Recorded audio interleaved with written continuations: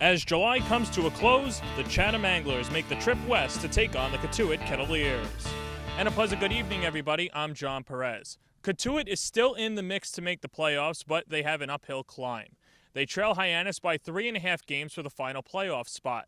Hyannis lost last night at home against Orleans, and Cotuit had an opportunity to pick up a game against the Red Hot Braves. Let's take a look at last night's highlights. Game number 40 of the season consists of the Kettleers and the Braves. Chris Holba from Eastern Carolina would go for Bourne. Matt Rupenthal from Vanderbilt on the mound for Cotuit. Rupenthal wasn't so sharp in the bottom of the first. With the bases loaded, he walks John Jones and then Danny Reyes, and then he throws a bouncer that Corey Voss can't control. The rebound goes just far enough, and Bourne is out to a 3-0 lead. Top of the third, Cotuit would get on the board. With runners on first and second, Quinn Brody from Stanford hits it down the line. Jack Klein, the fellow Cardinal, would score, and Cotuit cut into the lead. It's 3-1. Top of the fifth, after a double by Voss, A.J. Balta, the Oregon Duck, hits one down the right field line. Voss touches up, and Cotuit cuts into the lead. It's 3-2. Rupenthal would settle down. Here he is striking out Evan Mendoza. Rupenthal 5 innings, 4 hits, and 4 strikeouts. Taylor Lehman from Penn State came on in the bottom of the sixth with the bases loaded. Kevin Mahalan at the plate, and Corey Voss can't handle the inside pitch. It goes to the backstop. Another run is in, and Bourne takes a 4-2 lead. In the top of the ninth, the Kettleers would have some life. Ryan Higgin would lead off the inning with a double, but Cal Stevenson lines out. Marques Inman goes down swinging, and Corey Voss would chase the high heat. With the loss and a Hyannis loss, Cotuit is still in it, but will have to win out, and Hyannis would have to lose every game the rest of the way. And I've already made a decision going into next year that, I'm going to go back and totally control the offensive game the way I have in the past. And, we're going to score runs when there's somebody on third base if we have to safety squeeze every game the entire season. You got to do it. When you get guys to third base, you got to score with less than 2 outs. It's just another one of those things where, you're rotating as catchers, and you're just seeing these guys, twice a week or something like that. So yeah, just keep working to get better back there. That's for sure. So the Kettleers aren't doing themselves any favors by losing last night to Bourne. However, if Cotuit wins tonight and Hyannis loses at Harwich, it'll make tomorrow's game at McKeon Park much more interesting. Let's take a look at the remaining games for both of these two squads.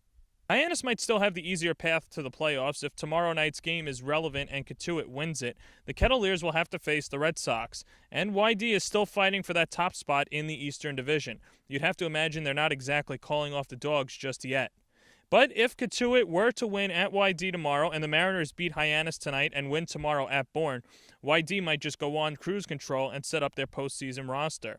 However, for the Harbor Hawks, Brendan King, a Cape League All-Star, is pitching for the Commodores on Tuesday against the Harbor Hawks. King is 3-0 with a 2.90 ERA. He hasn't pitched against Hyannis this summer yet. And then that would turn Wednesday into Judgment Day. But it's all hypothetical, of course. Let's take a look at reality, particularly what happened last night around the league. As we mentioned earlier, Orleans beat Hyannis 2-1. Orleans scored 2 runs in the top of the sixth. Brian Miller from UNC hit his first home run of the year, a solo shot. Riley Mahan added insurance with a sacrifice fly. Sean Gunther from Notre Dame, 5 innings, 1 run on 5 hits. He only struck out 1.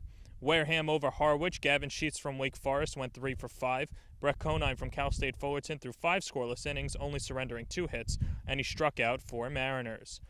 Another game where the offense couldn't keep up with the daylight at Stony Brook Field. This time it's the Commodores who come away the winners. Deacon Lippett and Tyler Lawrence each went deep. Chatham beats first place Yarmouth Dennis. The former Kettleer Hagan Owenby 2 for 4 with a run driven in. Bo Burrup in his first start of the summer from BYU, 2 runs on 4 hits in 5 innings of work.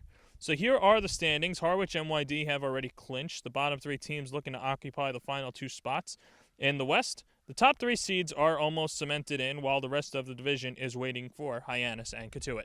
So those are the scores and the highlights, and the man standing to my left is Marques Inman, headed into a sophomore year at West Virginia. And you were playing with the Cal Ripken League just a couple of weeks ago. What was the phone call that you got before you came to the Kettleers? One of my old teammates, Jake Erickson, he's playing on the same team I played on, and the coach, he asked me if there was anybody he would recommend, and he told him my name, and about a week later I was here. So Now, we've seen you as a designated hitter so far, but where do you feel your strength is on the field? Because we know you're a corner infielder.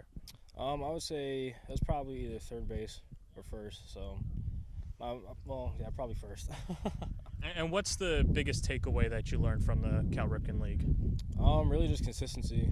I mean, I had a pretty darn good year up there, and it was a good experience to just get more at bats underneath my belt and going to next year on a strong note. So.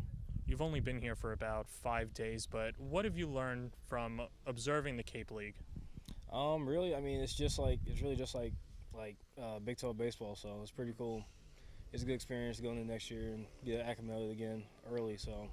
Now, what did you learn about yourself at West Virginia? Because a lot of guys that go to college are so used to succeeding and playing every day, and you're a guy that only played in 30 games. Was it a little bit of a reality check?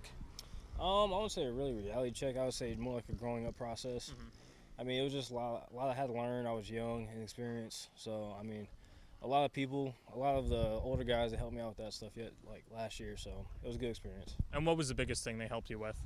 Really just dealing with adversity and just trying to prove people wrong, and a lot of just working hard.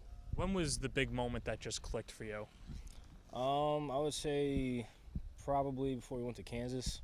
Because that whole week I was busting my butt on and off the field, academically, in the weight room, and then it paid off for me at Kansas because that was my best year or best weekend all season, so it was pretty good.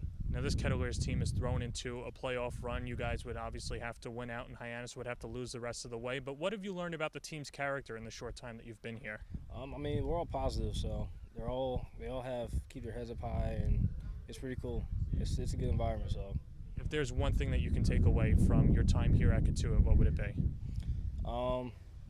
Really just enjoy the game and learn from little things. So. All right, Marques, appreciate it. That's Marques Inman. We'll have starting lineups coming up right after this.